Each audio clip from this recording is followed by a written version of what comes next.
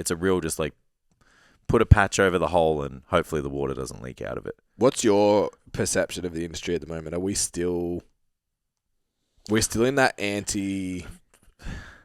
No idea where Yeah, we are. I'm the same, It's man. mangled at the moment, I feel like. Yeah, like I don't know if we're still in this like tracking macros will give you an eating disorder, or I just am not. You know, I just think there's pockets now.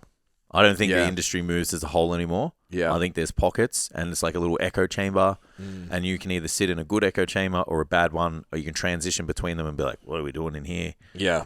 and I think there's like pursuits as a whole.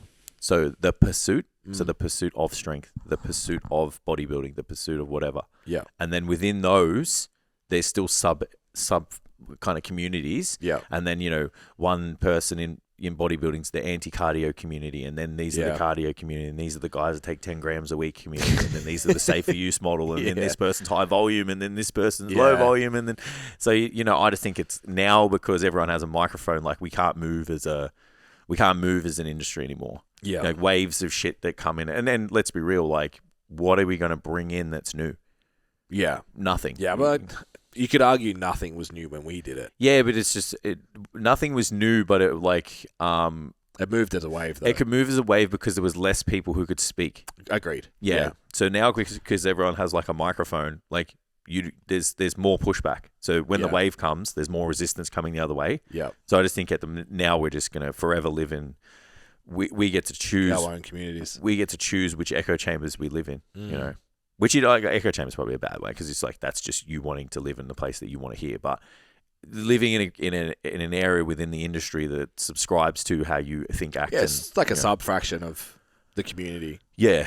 So that's what I think. So that's why it's hard now. It's like because we could go to another gym or just like start communicating with different people on the internet, and then the whole script changes. Yeah. Of what you talk about, how you act, what you think about, how you look at training and nutrition, all of that. Yeah. Yeah, it's really interesting. I try and follow like a couple of people that I don't agree with that are very good. Yeah. If that makes sense. Yes. Yeah. So there's one woman from Melbourne in particular who's a very good content creator. She speaks very well, and I agree with like 60% of what she says.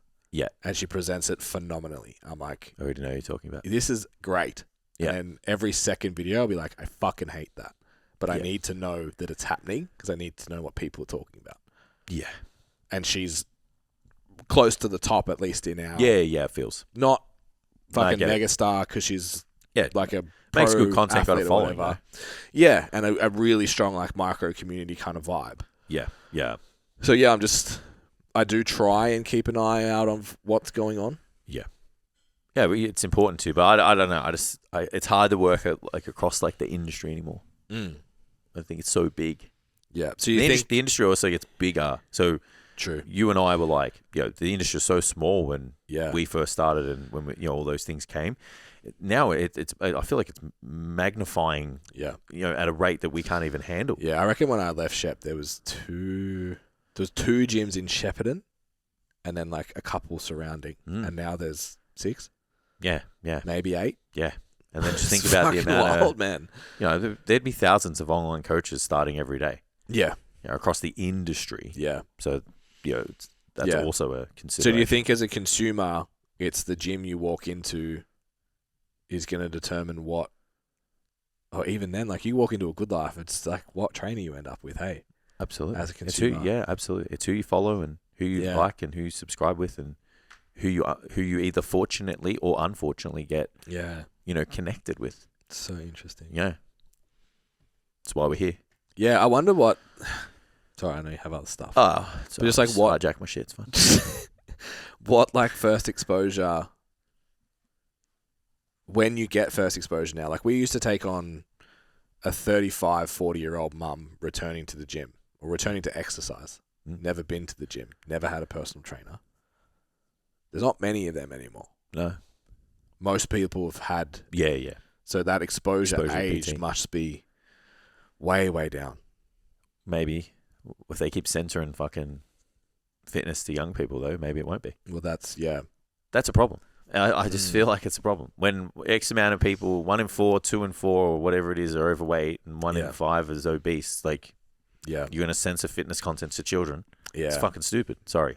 It's like, I'm really like, I feel like it's a big problem. No, I get it. And I feel like that's going to, 20 years down the tracks, like we fucked up. Like that was not, there should just, how you upload the video, you have to be more clear on what the video is.